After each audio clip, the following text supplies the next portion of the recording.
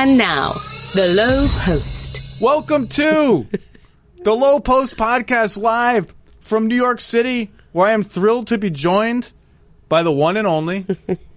Some people call her the Queen of Los Angeles. Some people call her Momo.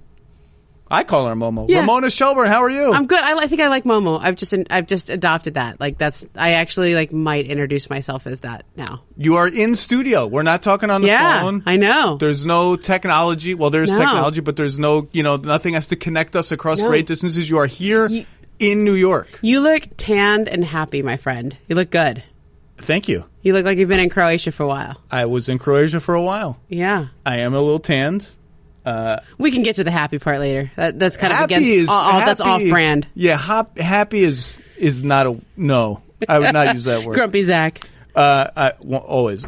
Congratulations on the 30 for 30 Sterling Affairs, which we're going to talk about right now. Which is the reason you're on this podcast. Yeah. And on this, frankly, I think you're being whisked.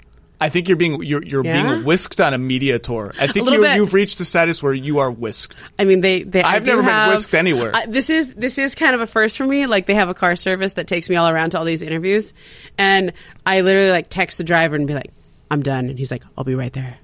And then the car pulls up. That's usually for the Stephen A's of the world. You get the car service everywhere, and now there's a really nice Uber black car that's waiting for us downstairs. So when I do get up sometimes, the security guards walk me down after the show, and I'm like, I don't need I can walk down the stairs. I'm good.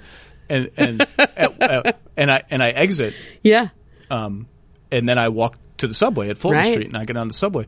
And there was one time when one of the security guards walked me down and said, "Oh, where's your car?" And I was like, Car? What car? People get cars to come here? I live here. I took the ferry here, and now I'm taking the subway. Anyway, I binged the Sterling Affairs on multiple flights in Europe and enjoyed them quite a bit. I took notes, as I've shown you, on barf bags because I did not have a notebook. Fitting, yeah. I didn't have a notebook. Yeah. But oh boy, are there sections of this podcast where I did want to vomit, including one instance we're going to talk about. This came out 10 days ago, 2 weeks ago, something like this. I think it was last Tuesday, the 20th. Are you? You worked. I remember you were here for meetings. You've been working on this for multiple years, basically. Are you? How does it feel? Are you happy with? Are you happy with the end product? Yeah, I think I'm happy. I mean, it's interesting when you have these things. You have so many interviews that you were trying to get until the very end, right? I still go on Instagram and stalk Vista Viano and want to track her down. I still really wish I would have got David Stern. I tried many times.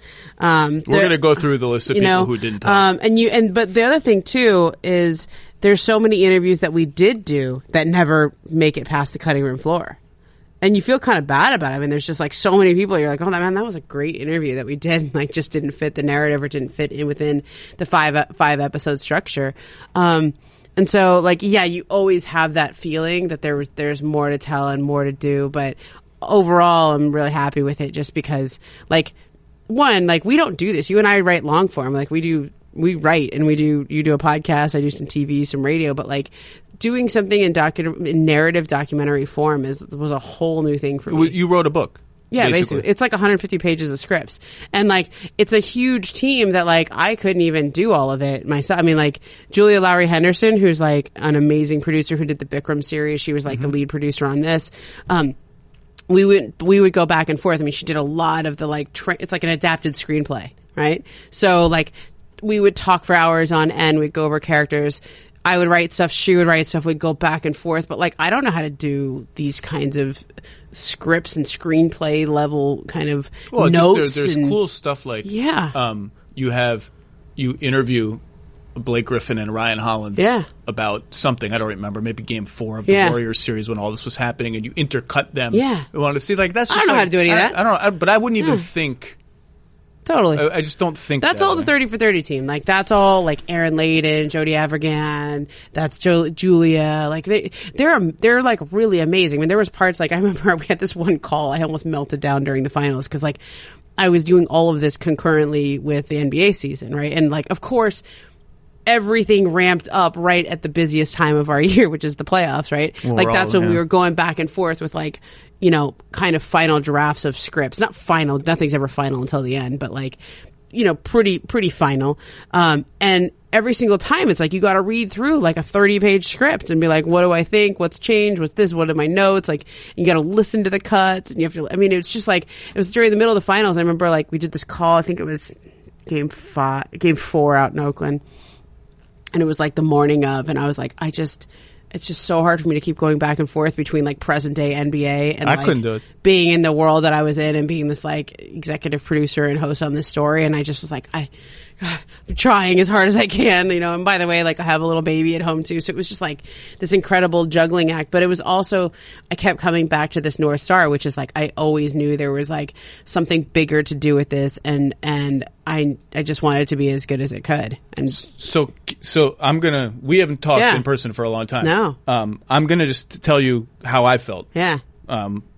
When I wrapped the 5th and final episode, I was depressed. Yeah, I can get that. It left me depressed.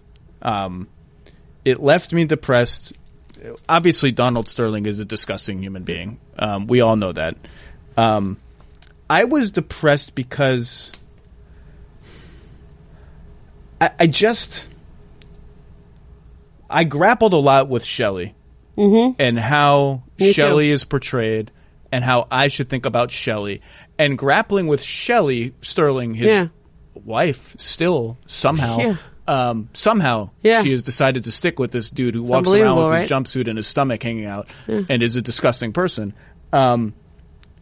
Grappling with Shelley just forced me to sort of grapple with, like, I just feel like everyone is guilty. We're all guilty. All complicit. David Stern is guilty. Like, all these people knew. For so long, everybody knew. The media knew. And, like, the media would write about, like, the housing lawsuits, right? Like, this is disgusting. Look at all these allegations. They're disgusting. But, like, I include me. I started covering the NBA full-time in 2011. I never wrote, let's kick out Donald Sterling. I never wrote that column. I just feel like it was a total collective dereliction of duty. And it made me wonder, are there ownership groups right now in the NBA? And I can think of one or two right off the top of my head that I feel that we failed to cover in the appropriate way, and it kind of made me want to change that. So I felt depressed because they win. In the end, they win. Now, his reputation is trash. His reputation was always trash. Now it's just more trash. Now we hear his voice. That's all. His voice we've just heard his voice on the recordings. But they win. They get $2 billion, and they're together still. So I just felt like this immense. We have to do better digging into these things in real time.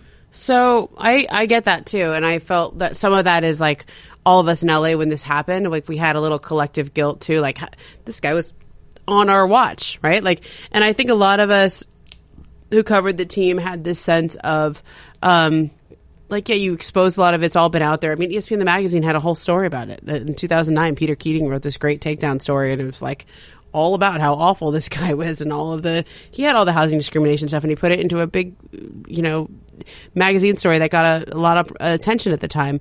But there's two things at work here. We were in the same position as the players, right? There's this part in the podcast where I say to Blake, I play back this video of him at the white party where Donald's like, how'd you get the video? So the white party, for those who haven't listened, first listen. Second, the white party's been written about. He makes everyone come to his Malibu mansion dressed in white. What is it? The beginning, right before the NBA season starts? Right before. It was always like end of September. What I didn't know about was that he wears black. He wears black. I mean, first of all, how can you imagine? Anyway. There's a million things. How did you get the video? Is it out there? So it's on YouTube. It was like somebody who was just like a friend of the Sterlings, like took that video, and it was just on YouTube.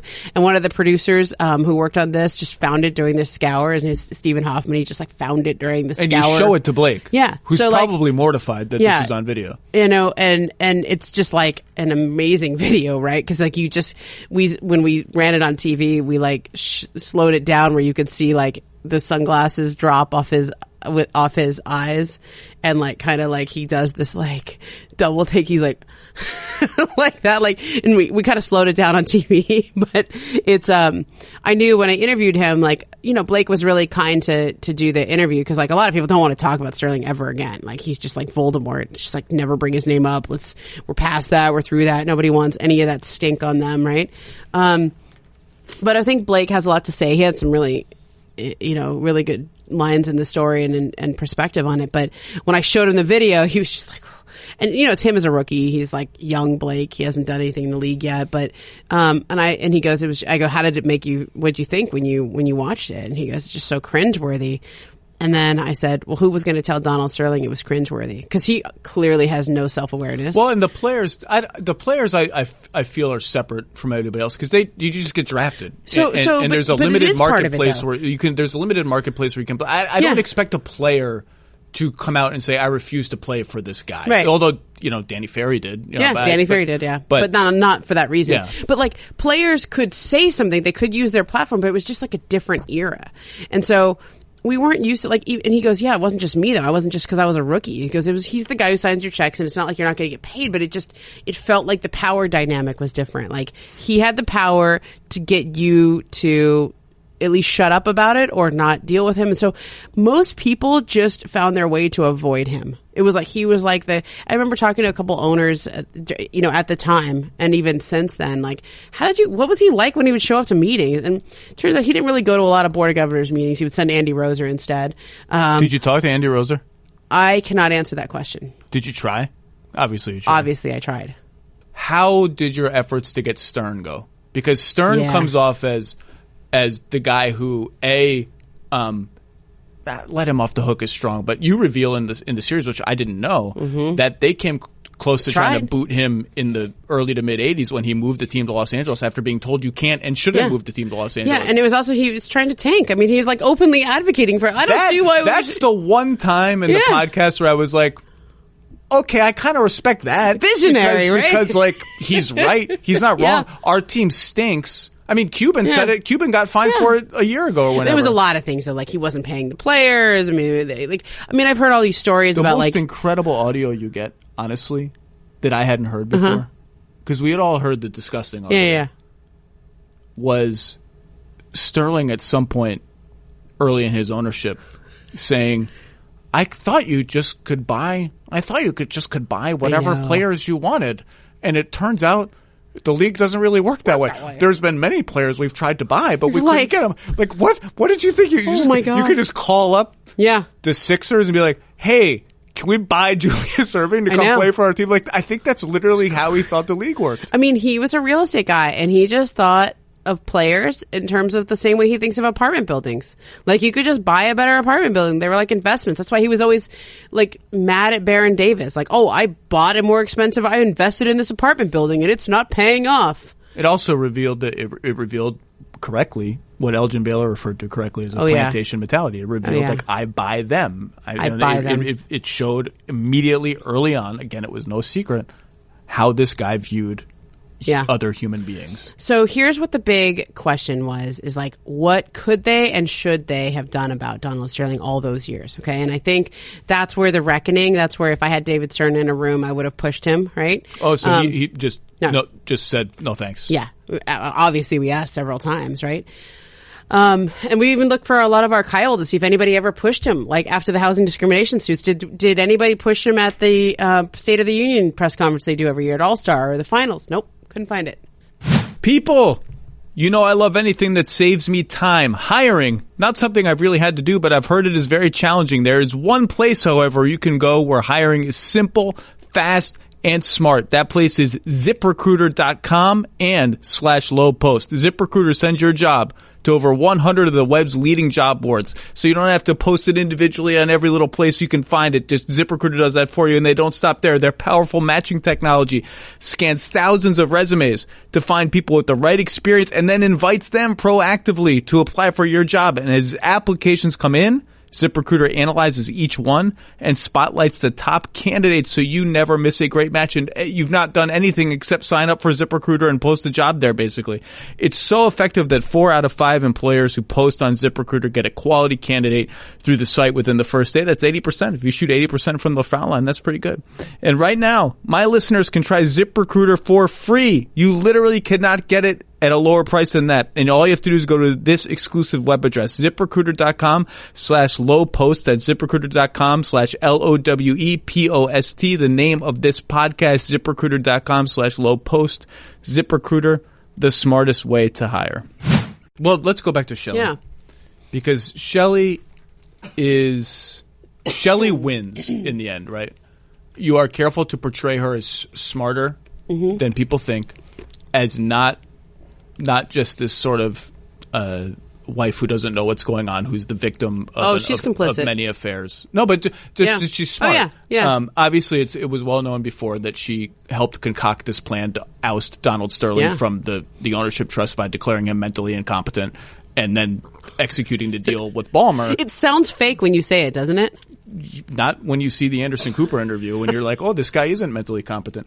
And I've seen her on Twitter portrayed as like, oh, she's the Sansa Stark of this. She wins. And I came away feeling, I don't care if she's smart. I don't care. It doesn't matter to me. I think, and Matt Barnes in the podcast says she's guilty by association. Yeah. I think she's guilty by association. I have trouble with what's happened in the end, and I have trouble with, I don't want to say presenting her as smart, but like, no, I get it. She's in the depositions in those housing lawsuits saying, one African American resident says under oath, she called me, you black. Another, I think a superintendent of the building said she came and said, Latinos are filthy. Yeah. Another person, another resident said, oh, look, it's Shelley from the health department, as if she was regularly there of that. faking being a health. Now she's going to claim I didn't say that I was caught off guard. Then she says, I was scared. I was scared of this man. Why were you scared? Because he was an African American man with a dog? You were scared? I thought that was actually very revealing. She said, I was scared. So I don't. Yeah, she's a problematic character, right? Because for all of these years, she is his business partner in this real estate venture. And a lot of her influence on the real estate venture is in visiting she's like the one who does she's the one who goes by and checks on the tenants, right? She's the one who is there day to day more often. Donald is not always like visiting on site. Like, the descriptions that I've got of Shelley in the past were like, she would always have binders of folders of all the tenants and she would check on the tenants, right? She has explanations for herself. I sort of tried to present them without as much comment, right? Like, here's what she says. Here's what is in the deposition. I am not racist. I don't consider myself racist. And I listened Donald to her says say that too, by the way. I was listening to her say that. You know what I said literally to myself on the plane? I don't believe you. And that's the way that I think we had to treat her, which is simply, here's what the evidence is. Here's what her history is. Here's her explanation. And she was a very tricky character, because I see things as characters too, right? I mean, on the one hand, she is complicit, absolutely complicit. And I think we make this pretty clear that she knew what was going on with Donald's personal life, in his professional life. And then when we get to the end, though, she has this moment where she oust the evil racist from the league, where she seems like there's this clear break. Like, after 60 years of marriage, she not only is separated from Donald, but she like helps oust him and get him declared mentally incapacitated and sells the team out from under him. And she does it under the guise of they were going to disband the team, and I knew this was what was best for everybody, to just get rid of it and to move on. We might still be in court if she doesn't do that. Like, I mean, Donald would have taken that. He took them to court.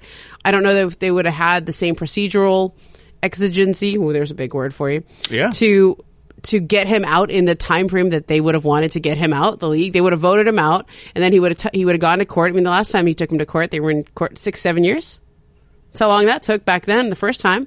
And you saw how they just kept filing lawsuit after lawsuit after lawsuit. Donald is a former lawyer, but anyway, so we get back to Shelley, who like just does it all the dirty work for them.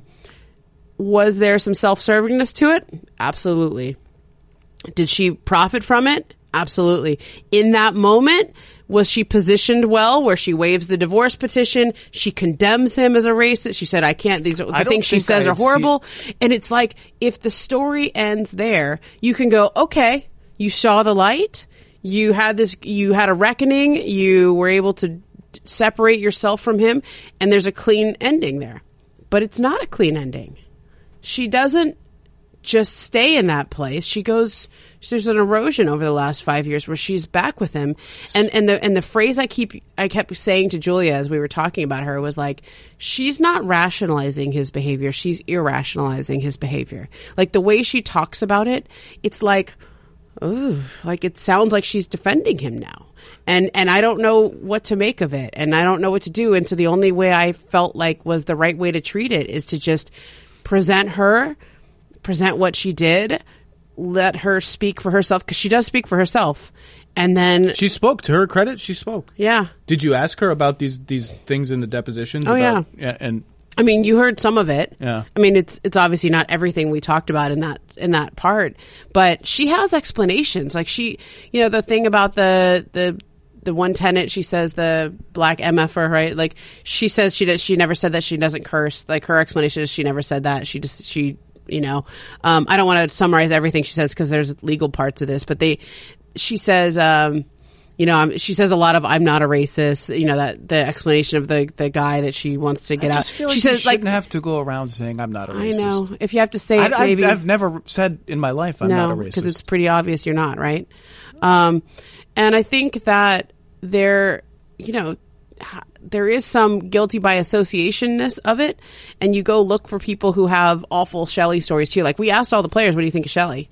And they're all pretty. Barnes was the only one who said anything other than she was nice to me. But I think they didn't really like dig in. I don't think anybody like really tried to be like, I wonder if she's as bad as he is. I think most of the players over the years, she was always really nice to him, to everyone. She was like kind of the hostess, out in front. Like she's much more presentable than Donald. And I think that she got people didn't really want to get to know them all that well. What was interesting, it's interesting, everyone justifiably, we all justifiably focus on Donald Sterling's comments about black people, which are disgusting, but his general conduct, now maybe he's losing his mind by the end of this, so I don't know, but he calls V. Stiviano stupid on the tape. When one of the doctors declares him mentally incompetent, he leaves her a voicemail in which he calls her a tramp. Mm-hmm. Can you just imagine? And then he calls his wife a pig. In court. Now again, he was declared mentally incompetent, so maybe chalk it up to that. But it just comes across as like this is just the way he talks to everyone. Right. He talks to everyone is like that's how he talks to people. Could you imagine going through life and could you imagine calling anyone to their face, let alone your wife, a pig, a tramp? I know. Stupid. So this is what happens when you have absolute power. I mean, we've had so many stories of like absolute power corrupts absolutely, right? Like there's so many stories in this world of people who have so much power that no one tells them when they're wrong. And then over and over and over, they just keep becoming more and more isolated in their very deluded world, bubble, whatever you want to call it. Like when you just have a bunch of sycophants and mistresses around you who like tell you what you want to hear and how great you are and pretend to love you and pretend to think you're great. I don't know how you don't see it. Like, I mean, literally like Donald Sterling has this run-in with V. Stiviano and there are like a lot of anecdotal evidence that they still had a relationship after this, after she leaks these tapes on him, that he's like out palling it around with the same type of mistresses. I mean, I've had people send me pictures of him out at restaurants in and around Beverly Hills with like much younger women still. Like, he just keeps playing with that same fire. And I think what it is that it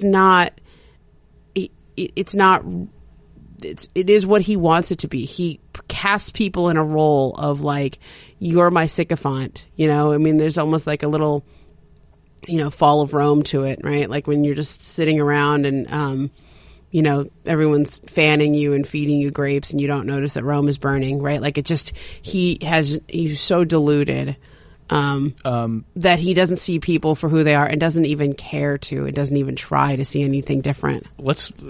Obvious questions I haven't asked yet. Why did V. Stiviano not talk to you? I don't know. Or did she? I tried so hard. I mean, I still try. I always am like following her on Instagram. I tried to find all these friends and known associates of hers from back in the day, from now. Did you ever get to the point where you could speak, at least ask her? No. Human to human? Never. Wow. We spoke to her lawyer. I spoke to a few of her friends. And no one, like her lawyer obviously is in the story. And it's my understanding, Zach, is that she adopted a couple of kids after this and really doesn't want to be public anymore and doesn't want all the limelight, which is like so ironic, right? Because part of the whole reason she leaks these tapes is because she was kind of after the fame and fortune. And like me as an LA person, I looked at it as she is, such a typical LA story of somebody who just, equates celebrity with making it. But there's a real sadness to it too. Like there's a, if there's no V. Stiviano, is Donald Sterling still the owner of the Clippers? I was going to say she might. I mean, it's easy to paint her as the villain, as a villain, as another villain, and I don't think she's. I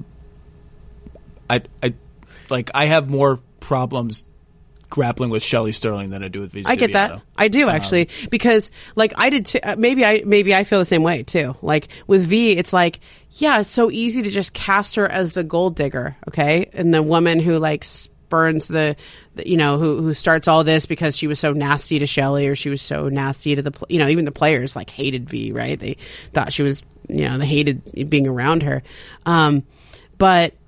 She heard what Donald Sterling said and was appalled enough to record it and then to do something about it. And everybody else who had been in his world, you talk about delusion, where no one tells you the truth. Listen to the tapes again. V. Stiviano is telling Donald Sterling the truth. Of all the people in his life who are going to tell him, you're a racist. This is not okay to say this about black people. Who is the person who tells Donald Sterling the truth? It's V. freaking Stiviano. She knew it was wrong. Like, think about, it's like where, the morals of everyone. And when you cast people in this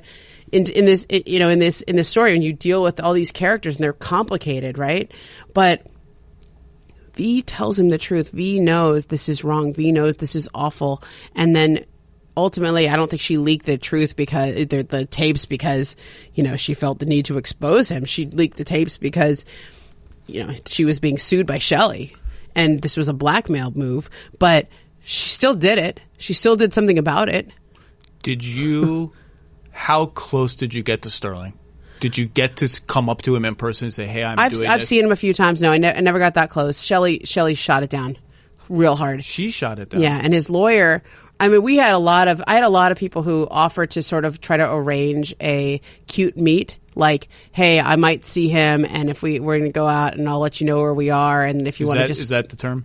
A cute meet, yeah. Like a coincidental meet, but it was obviously like, kind of a setup. I can't say who those people were because I'd be betraying the source, but people who were in his life who said they would try to arrange it. And he never wanted to do it, and then I finally just went hard at Shelley, and I just said, listen, this is his last chance of like, if you have anything to say for yourself, this is it. And she's actually in there. There's a recording of her saying that, where she says, we just don't want to have anything to do with it. He doesn't want to ever talk about it again. We can't have another Anderson Cooper.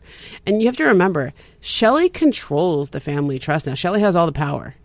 And so, we had to, I had people ask him. I know that he said no through them. I had Shelley ask him multiple times. Then eventually I just said, Shelley, I have to ask you this, and you have to be the one who speaks for him because you do control, what is said. And I've seen him out in Beverly Hills. I've seen him around. I've talked to him several times in the course of this, but never like to the point of like, I got to do this, where you got to doorstep him. Forgive my ignorance. Yeah. Did you know, has it always been common knowledge that they're back together? Or they are together? Yeah. I think people in that set... No, I've known the whole time. Okay, because so it wasn't a revelation to you. Not to me. To me, it was. Yeah, so 1 year later, I think I talked to you maybe about this in and around there. Remember when the Clippers blew the series against Houston? That was yes, I do. The 1 year anniversary of the tapes. That was 1 year later. That's 2015. And there was that game where they were up by, I forget how much they were up by. Game 6, they were up by 19. 19. And she was late to the game, and there was this famous Bill Plaschke article where she was late because her flight from Vegas was late, and she comes walking into the arena, and right around when she starts showing up is when the Clippers start to lose. Right? Josh Smith starts hitting threes. Yep. And Corey Brewer hits a three. Corey Blake Brewer misses a layup. DJ misses a dunk. Did you try to get DJ? Yeah, he said no. No. CP? CP said no. I'm surprised CP, as the president of the Players Union, wouldn't say anything. Well, without going into too many of the reasons, I feel like I think that Chris has his own like production company and maybe has plans for a lot of the stories that he has in his career and his life, and didn't want to participate in this one. I was disappointed because I always think that, like, you know, stories like this, there's a lot of bites at the apple, right? Like there's a lot of retellings and tellings. And he was such an important part of this. And so even Mark Spears got to talk to him a little bit this year. Spears is amazing, by the way. Spears right? is one of the highlights of the whole podcast. Of the whole podcast. People need to, if they haven't listened to it, Mark Spears recounting being in Oakland for Game 4 of Warriors-Clippers, the night that this happens, basically. Yeah. And the night that you go into, I mean, you wrote it for the website, that where both teams are grappling with what do we do? Do we boycott? And Mark's visceral excitement at seeing what they're going to do, and actually thought very eloquent, very interesting. He was disappointed. Oh. He was disappointed that they didn't boycott the game. He was in tears. I didn't know that. I've never talked to him about that. I forgot that he was at that game. Yeah. He wasn't working for us at the time. Yeah.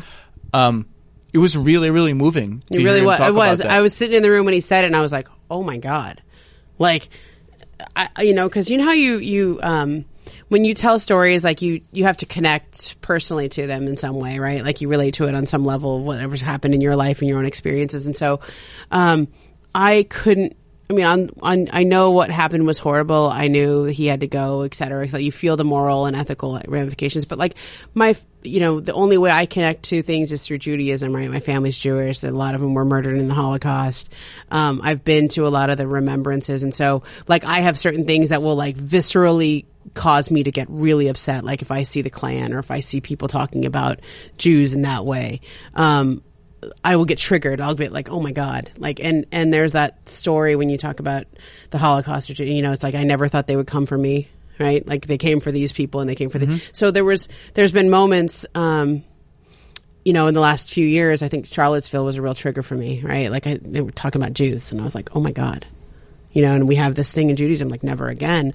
And I think for Spears, his family, he talked about this, in the podcast and then especially so in the interview that we did, that was a long interview. And he says, my family's experienced, this kind of hatred. My family's from the South. I've experienced this. Like it was visceral for him. Like when he hears it, it's not just, this is terrible, I know this is racism. It's like it makes his blood boil. It makes him physically recoil. Like he's really hurt by these kind of tapes.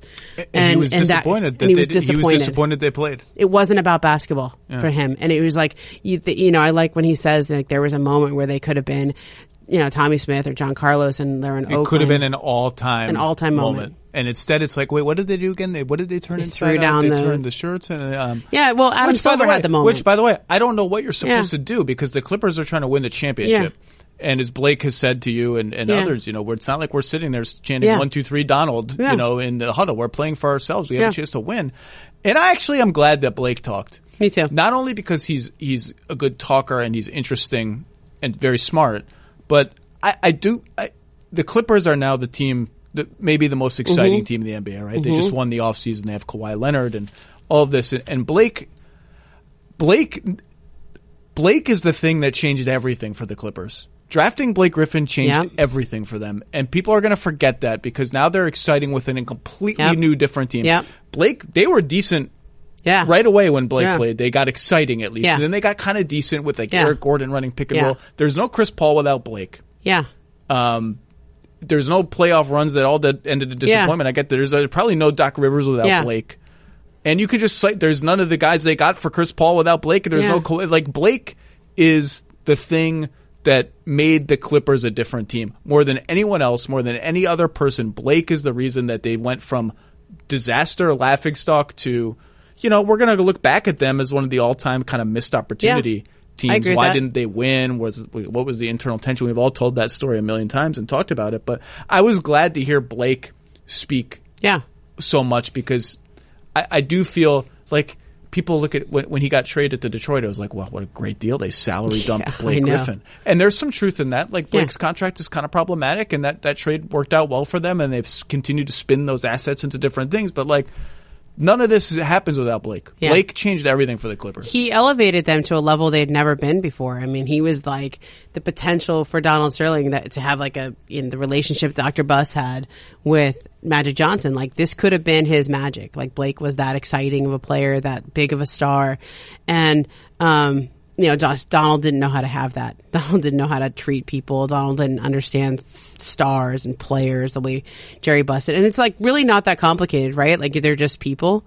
You have to treat them like a human being and not like property. Like, he's not your prize racehorse. Like, and I think it was like awkward for Blake to talk about it. And I think he's talked about it a couple of times in the past. And, it took a little bit of convincing. And so I actually, like, it's one of those, like, when you do this kind of podcast, like, you're basically saying, hey, let's talk about this really shitty time in your life and this really icky person that you are probably really glad that is not in your life anymore, right? Let's relive all that. It's not actually the easiest ask, right? It's not like a big upside for anyone to do it.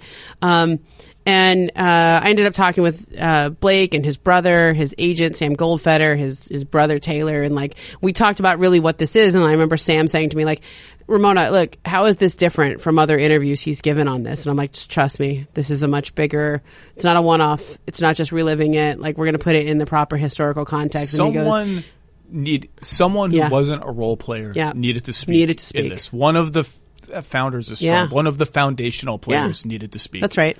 And I was glad it was Blake. I did really want to talk to Chris Paul, but it's his prerogative, right? Like, he doesn't have to say yes. I probably wouldn't say yes. He did talk to Mark Spears. Chris Paul talked to him, and the audio just wasn't good. And, like, there's literally like a tape quality issue sometimes.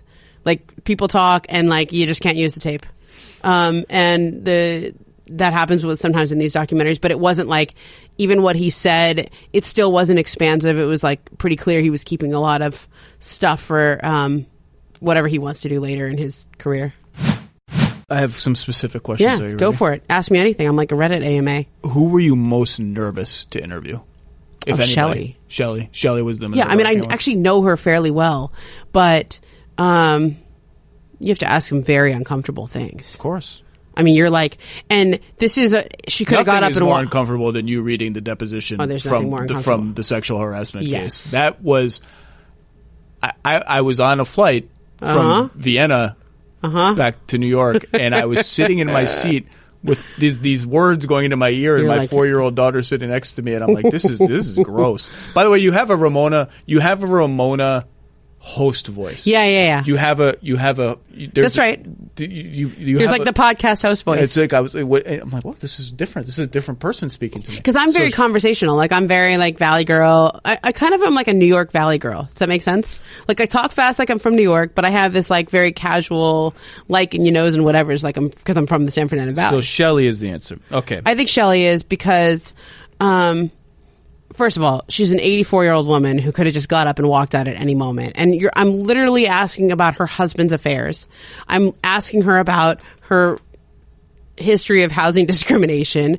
And you're basically saying over and over, are you a racist? And this isn't like, and is your husband a racist? And who was this mistress that he was with? And why did you stay with him? I mean, then I'm asking her about her son's death. I mean, these are very delicate conversations to have. And you learn in doing an interview that this is very different than doing the type of interview you would do for a written piece. Like, it's all about the sound. Like, you have to get great sound bites. You have to get them to tell the story, not you. And so, like, a lot of it was, I couldn't just ask her once. I would have to ask her like 10 times the same kind of thing. So when you say, like, did you ask her about it? I'm like, yeah, a lot. And that's like the best bite, or that's the best answer. None of her answers, and I'm glad you brought it up, because it's like one of the big questions and backlash things that, when you put something out into the world, people discuss, and that's good. I'm glad. And I really thought about it a lot. Like, how do you write that character? How do you cast that character? Because I think the Shelley character is, if it was, it's real life. It's not a fictional thing, right? So if it was fictional, you would just have the character end after 5 years where she has this heroic moment, or at least this moment where she does the right thing, theoretically, okay? But it's real life. And even, I kept saying to my producer, like, I want her to embrace that split. I want her to do that because, like, that would have been the morally, the change in her morals. That would have spoken to a real change in character. That would have spoken, that would have been a great arc. But it's not fiction. It's real life. And she has this whole history that's very hard to reckon with. And even the way she talks now, there are some statements that you're like, okay. And so I think the best way to do it, and this is what us as journalists have to do, is like, you put it out into the world and you let it be what it is, and you let people hear her for what she is and how she is. And then you make your own judgments on it. I mean, there will be people who will hear the story on Donald and feel sorry for him. Like, oh, he got burned by his mistress. Like, there were, like, Matt Barnes almost, like, he doesn't excuse Donald's behavior, but, like, he really had a problem with V. Like, when that long interview, he was just like, he got burned by a mistress. He didn't get burned by anybody. Oh, he didn't get burned. It's like saying, it's like when he didn't get burned by anybody, but it's like after 30 years of playing with fire, like, you can't be upset if this is the thing that gets you caught. Is Elgin Baylor not allowed to talk because of all the lawsuits and stuff? No, I think he could talk. We got declines from him through somebody in his family, I think. I don't know how much he can talk right now. Like, just physically in the condition, like what condition he's in to talk. Like, I don't want to say anything more than that because I don't know the exact his story is setup. I don't know exactly what's going on. He's going to go down as one of the most underappreciated great players in the history of the NBA. Yeah. The guy was serving in the army and playing games on the weekends in like the 60s. Yeah. 1962, I think he did that. And he has knee issues. They never win. He's part of the Jerry West teams that lose every year in Boston. Yep. And finally they win in 72, except he retires 9 games into the season, either because he has knee pain or because the coach, I believe Bill Sharman, wants him to come off the bench. He doesn't want to come off the bench, or some combination of all that. And then they win the championship. Yeah. And then he goes on to have this insane life with the Clippers, where it's just a series of humiliations that turn tragic is strong because he's not a tragic figure, but maybe he is though. Like, and you know what was sad to me about it is, like, when he sues Donald Sterling for having that plantation mentality and saying, like, the league is complicit because they knew all the salaries and they knew I was underpaid for all these years, it was the wrong legal strategy. Like, he might have won if he just narrowed the lawsuit to Sterling. And it was hard for it to stand up, but what happened was, by including the NBA as a in the lawsuit, he made them have to be on Sterling's side. They had to defend themselves against it. And it was hard for Elgin to win that when it was like, they lost all those games. So it's hard to say that he was, there wasn't good cause to fire him or to underpay him. And, I will say, I think it's good lately that the Lakers kind of gave him some shine, towards the end of his career. Like, after everything happened with the Clippers, at least the Lakers stepped in and tried to honor him and give him some shine. But, maybe 5 years earlier, if we would have got to Elgin, he would have had a lot more to say. I just don't know what condition he's in, like, just physically, mentally, et cetera, to do interviews like this. And I don't want to say more than that because I'd be really speculating, but that was the sense I had. I don't think you're going to have the answer to this question. Okay. And I don't mean to be facetious, but I'm actually curious. Yeah. Donald Sterling changed his name from Donald Tokowitz to Donald Sterling. Do you know what other names were under consideration? No, I don't. I wish I did. That would be amazing, right? But Sterling is so perfect. Like, well, I do know this. Like, okay. Did he sit around thinking, like, what about Diamond? No, okay, Diamond's so I got too something obvious. for you. We heard this from a few people, so I have to couch this as, like, this couldn't make it past the fact checker because there's only a few people who had heard him say this or know this, and, like, we can't verify it. But more than a couple people suggested this, that at one point, he was so in denial about his past. Like, he's from East LA, like, should have been this great rags to riches story, right? Like, he works his way out of East LA where his dad was like a junk peddler and they worked the markets there, and, like, makes himself into a really successful lawyer and businessman. He goes and he just totally denies this whole history and was telling people that he was from an English country estate. Like when people would ask where he's from, he was like, I was from an English country estate. Was there an accent? I don't know. Because he sounds like the opposite of English. Correct. And I remember the guy who told me this was Michael Selzman, the former publicist, right? And another person backed that story up. Boy, but that is another Trump parallel, by the way. Uh-huh. And I was like, except that he doesn't have an English accent.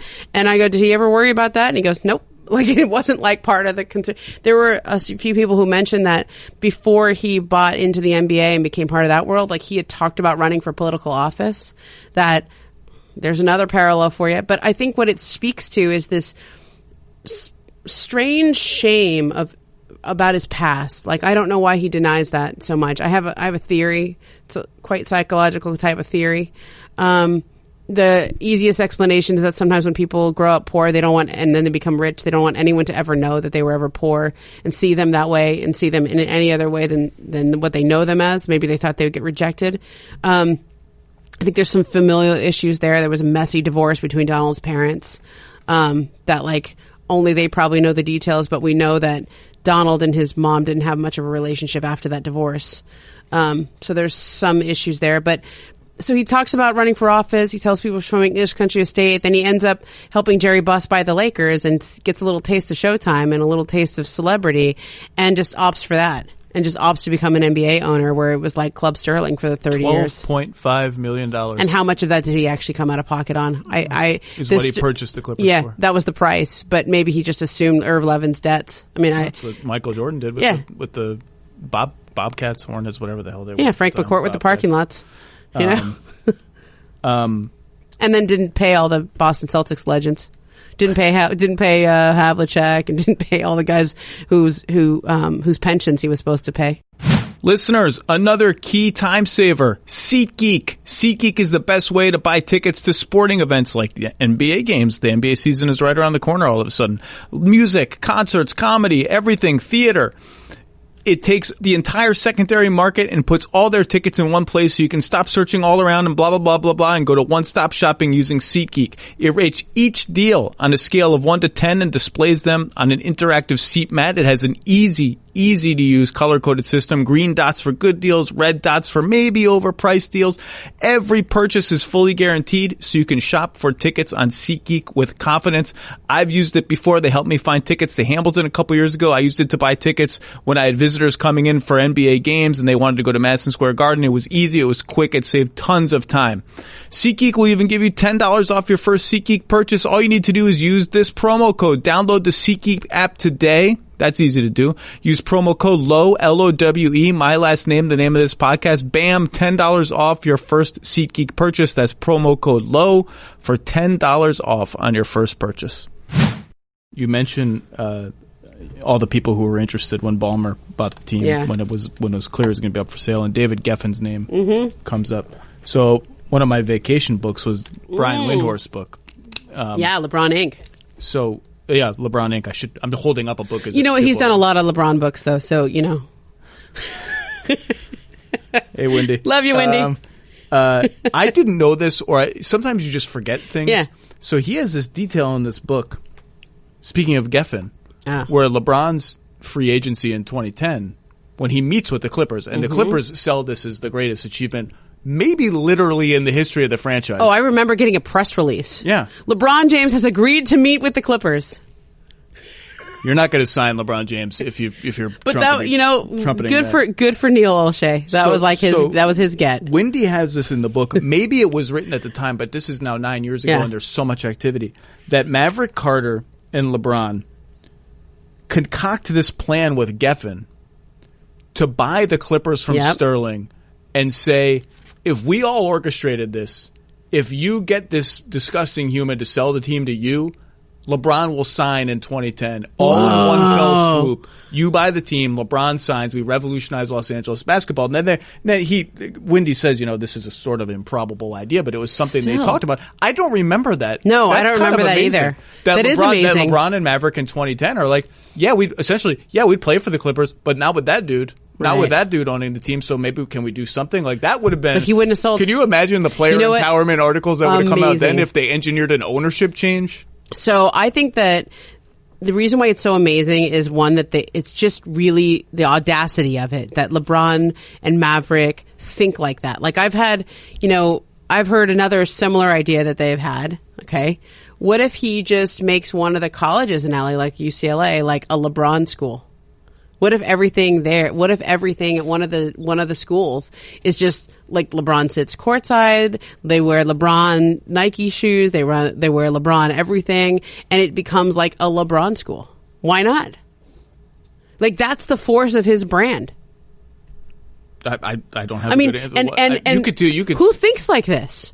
But you know who thinks like this? That's what Wendy's moguls. LeBron. Moguls. That's what LeBron is. And some of it goes into a lot of his business. So that's awesome. The last thing I want to ask you, because I know you have to go. We're going to talk about Caris LeVert. Caris LeVert can wait for another day. Sorry, the Nets have had a good offseason. We can put them off. Yeah, good for him though. Good for Caris LeVert. Yeah, it's a fair. I actually am a little. I thought their floor would be a little higher than that. Me too. But I don't. He's want had to some talk injuries. He's happy to get paid. Yeah, I get it. It's an interesting deal. The one thing I will say is he now becomes one of, and I don't mean to exaggerate. I think he becomes one of the half dozen most important players in the NBA. Yeah, because if Caris LeVert becomes like what, not stylistically, but like the level of player that Siakam was last year, the guy who's like, he's in the conversation for an all-star spot. Yeah. Misses it, but he's in the conversation. Yeah. If he becomes that, then when Durant comes back, they have a chance to be a great team. Yeah. If he stagnates and is just what he is, which is like a pretty good player, great weeks, so weeks, doesn't really do much off the ball, but then their ceiling is a little lower. Yeah, I agree with that. He is their most important player in that sense. Anyway, you opened the 30 for 30 with this incredible anecdote that I don't think I have ever heard before. And you can describe what it is. My question to you is, did you learn about it when Shelly told you about it and immediately say to yourself, oh my God, that's the opener? No. Okay. So I had heard about it. Say what it is. Okay. First. So we'll talk through. Okay. So the opening of the 30 for 30 starts with, a confrontation between Shelly Sterling and V. Stiviano. So if you don't remember V, just Google Stiviano. Everybody remembers V. Stiviano. She had the visor and the roller skates, and she's his silly rabbit. That's all you need to know. Oh my God. Okay. But there are certain things you go through life hoping to never hear again. For that was silly rabbit. It actually started trending on Twitter the other day. Somebody tweeted about like the strangest thing in sports, and then Andrew Luck. Someone tweeted, "Is Andrew Luck the strangest sports?" Yeah, and I wanted to tweet. It wouldn't even be in the top 5 for the Sixers. So in the this last, was like Markelle Fultz is way stranger than Andrew Luck. Markelle Fultz kills Andrew Luck in strangeness. So one of my most exciting Twitter exchanges in a while was me and Christy Teigen the other day, tweeting about V. Stiviano. She's a model. Or who is she? Yeah, she's married to John Legend. Well, I know she's married to John Legend, but I don't want to identify her as John Legend's spouse. She's a model, right? She's a model. So there you go. With 11 million followers on Twitter. She's like one of the best tweeters out there. She's like a really interesting person as well. I see her tweets. I don't follow her, but I see her tweets. So the other day, she retweeted the V. Stiviano video. Somebody tweeted it, and then here it is. Okay, ready? Somebody tweeted, "This is how delusional I am," and it's the V. Stiviano video. Okay, and she retweets it and says, "Watch this 200 times in the past 2 days. Downloaded 4 different apps to try to save this forever. Tried to post to my Instagram. Tried to screen record, but it's blurry. I'm only tweeting it so I can have a place to store it for when I'm sad." Then somebody else, and then somebody writes, "People don't understand the power of V. Stiviano, the delusion of power of a V. Stiviano." I wrote back and I said, you could play her in the movie. And she responds directly to me saying, "Gasp, I was born for this." All right. So we're making progress to a movie deal. Who's going to play Sterling? You know who would play Sterling? Christian Bale would be like, give me another role where I can gain 1 million pounds and be disgusting. Or he just can't be like. Russell Crowe just did that with Roger Ailes. That's a good one. I always thought Michael Keaton. Okay, we're getting off track. Okay. The confrontation. The confrontation. Okay. So V. Stiviano is out around Beverly Hills with Donald Sterling, and there was always It was, yeah. And there was always like a few other people around too. It was like 3 or 4 other girls too, but she was like his silly rabbit. And then there was like an entourage of other silly rabbits, I guess. And she runs into Shelley Sterling, who was just there to like return some clothes or something. This is what, like 2 months or something before all hell breaks loose, right? And they get into a big confrontation, and like and it's random. Shelley's not looking for her. They're literally at Neiman Marcus at the same time. And it feels so random because, you know, we think LA is a big town, but if you actually drive around there and know Beverly Hills, it's not as random as you might think, because the Sterlings exist in this like golden triangle there. That's like just like a few city blocks of like, it's Rodeo Drive. It's over there by Spago and the Montage. I do a lot of hanging out there when I go to definitely LA. your scene. Yeah, it's my, and there's this whole like, I mean, this is something that really bums me out that didn't make the podcast, because I researched this very thoroughly, but it's right there by Sterling Tower. And if you don't know the story of the Sterling Tower, it's a fantastic one. I'll tell it very briefly. It used to be owned by the Louis G. Mayer Corporation. It's this beautiful building right there on Wilshire Boulevard. And Sterling offered to lease it. Like, we'll just take over the master lease, and we'll give you the money from the master, but we'll pay you a certain amount, and then it'll be based on occupancy. But he set it up so that there was no like minimum number of tenants. So eventually he just basically kicked everyone else out of the building, and, you know, instead of leasing it out, he just kept the top office floor for himself, and the rest of the building is empty. Sure. Prime real estate in Beverly Hills. If you like walk by the lobby, like there's nobody there. It's just pictures of Donald Sterling, and there's some Clippers paraphernalia. It's kind of amazing. And then you just take the elevator up to the top floor in the penthouse, but there's no other tenants. I picture every big building in Los Angeles as Nakatomi Plaza. I'm picturing, when you said the lobby, I'm picturing the terrorists go in and shoot the security. I'm picturing Nakatomi Plaza. I have pictures of all of us. I assume it's Nakatomi Plaza. It's amazing. Like, it's like this great Art Deco building. It's beautiful. And like, obviously the Louis B. Mayer Corporation was none too pleased with this, but like, that was Donald Sterling. He always got the better end of the deal. Like, he always found this like way of setting up a deal to his advantage. Anyway, so like his headquarters are like down the street from that Neiman Marcus. Okay. So it's not unreasonable that they would be there. That's like where the restaurants they all go to are. It's not like that unreasonable they would all be in the same area, but they run into each other. They have what's pretty gross confrontation outside, like yelling and screaming. I don't think there was a real cat fight between 80-year-old Shelley Sterling and V. Stiviano, but like it was uncomfortable.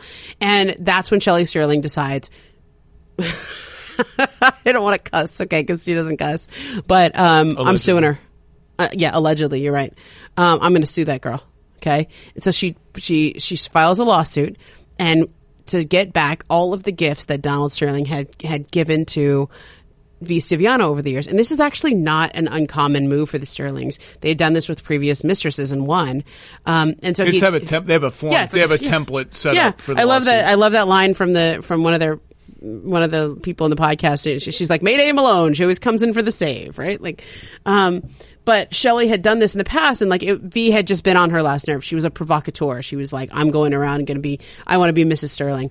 And this opening scene is they get into the confrontation. She sues her the next day, and within that lawsuit, V feels pressure. She's trying to get her to drop the lawsuit, and the tapes that she's been making of Sterling since September, literally September. There's hundreds and hundreds of hours of tape. At this point, that's about 5 months of tapes. That's right. And those become evidence in this trial. Sure. And V actually didn't mind turning them over as evidence, because to her, this was like why they should settle the lawsuit. And so she should be able to keep all the gifts, because she assumed that they would never want them to see the light of day. You see, I just had never heard this anecdote before. Mm-hmm. And so when I heard it, honestly, you know what the inspiration was? Like, Julia Henderson flew out, and we did like 2 or 3. We would do like 2 weeks at a time together and just like sit. She would get an Airbnb, and we would just like sit and talk story and writing and everything. And I said, you know how we should start this is that confrontation outside of Neiman Marcus, because it's kind of everything. And it reminded me. I don't know if you listened to Slow Burn. That was this great podcast about, there's been 2 seasons. There's going to be another one coming up. The first one was about Watergate. The second one was about, Monica Lewinsky and Bill Clinton. And the opening of Slow Burn season 2 is this sting operation on how Linda Tripp got Monica to come to the mall that day when the FBI ends up questioning Monica. And it's just like this great moment that no one has heard about, but it puts you in that suburban mall where the FBI questions Monica and kind of puts pressure on her to like confess everything about Bill Clinton as part of the whole investigation into him. And so I was like, it kind of is perfect because this is really what starts everything is this lawsuit. If Shelley doesn't sue her, Fee doesn't have any motivation to leak these tapes. And then when she leaks the tapes, everything breaks loose, but then the tapes end up coming back around and Shelley ends up winning that lawsuit and Fee has to give back all the gifts. It was a perfect place to start. Yeah. And my favorite detail of the whole thing was that she gets mad when someone identifies it as Nordstrom's instead of Neiman Marcus. Yep. It was so great. Now, it was so great. Might be surprised to know that someone was V's lawyer. Okay. I don't do a lot of shopping. Yeah. Period. Neiman Marcus is better than Nordstrom? Yeah, it's better. And then you refer to Nordstrom's later as Nordy's? Nordy's, yeah. It's a Nordy's. So that's a thing? Yeah. So, I didn't know that either. Here's what it would be like. Like you'd say like educate me. Yeah, there's like the tiers, okay? Sure. So like Macy's is kind of like it's like kind of upper middle class. Like it's good stuff at Macy's, Sure. Like you can go buy some good career clothes there. They have some nice brands, but it's not like really expensive. Okay. And then I think Nordstrom is like a cut above. Okay. Really good designers there. Okay. Nordstrom's cut good. above Macy's. Yeah, Nordstrom's good. For you, me and you, Nordstrom is not an insult. I could go to Nordstrom's and I would buy a couple of things, but I would feel like, ooh, that's how much it costs. Like it's okay. It'd be like I wouldn't go like on a big spree there. I would buy like a few things, and that'd be like my nice pieces. Okay. Then there's like Bloomingdale's, and then Neiman Marcus. Okay. And I think Bloomingdale's and Neiman Marcus would be like kind of interchangeable depending on your personal tastes. But they both have the kind of design, like if you walk around Bloomingdale's or Neiman Marcus and you like look up like how much, like you shouldn't even be looking at price tags because if you have to look, you can't afford it. Like those kind of stores. Like you'll look at a purse and you'll be like, oh, that's so cute. They'll just kick you out of the store. And you'll look at the thing and it'll be like, oh, that's $4,000. You're like, oh, no, I'm good. Thanks. like it's those kind of places. I didn't know it was Nordy's. So like Nordy's and Neiman Marcus are not the same things. Okay. But Nordy's is really good. It's just not Neiman Marcus. We got to wrap up because you have other things to do as you're being whisked about Manhattan. Congratulations on finishing this. It was, you can ask my wife. I binged it every minute we were on a plane. I was like, put it back in my ear. It's different for me, right? Like you're not used to hearing me that way. And well, I told you I have a different voice. Yeah, podcast Momo. It's really a tremendous listen. I know how much work you put into it, and the end product is awesome. Everyone's listening to it. It's been really cool to see. Thank you. It's been cool to see you be whisked about. Ramona Shelburne, I will. Hey, what do we here before we go? What should we do a 30 for 30 on next? Like what big thing? What should we hit next season? Or if we ever dive in again? Yeah, related? You and me do this. Well, I'd have to think. I mean, the obvious one everyone wants to talk about is the Thunder, right? And like the what if of the Thunder. Yeah, the what if. I feel like that. I'm actually having Sam Anderson, who wrote a wonderful book about Oklahoma City and the Thunder, That's good. Talk about that. Rodman is coming out, right? That's going to be a movie. Yeah, that's coming out. I think it's a 30 for 30. The Malice in the Palace would be pretty good. Yeah, that made a little cameo in this podcast. Yeah, The Malice in the Palace would be pretty good. Gilbert Arenas. Yeah, that's a good one. With Javaris. Yeah, that's a good one. DeAndre Jordan in the Banana Boat. Yeah. Gilbert Arenas would be pretty interesting. Yeah. That has that true crime aspect of it because obviously what ends up happening with Javaris Crittenden is real crime. Yeah, those would be the ones. Well, we'll see what happens. Ramona, congratulations. I will be seeing you presumably in LA at basketball games at least. Quite a bit this I hope season. I see you. Everyone listen to 30 for 30, the Sterling Affairs. Congratulations. It's tremendous. It's awesome. I binged it. Ramona Shelburne, everybody. Exactly.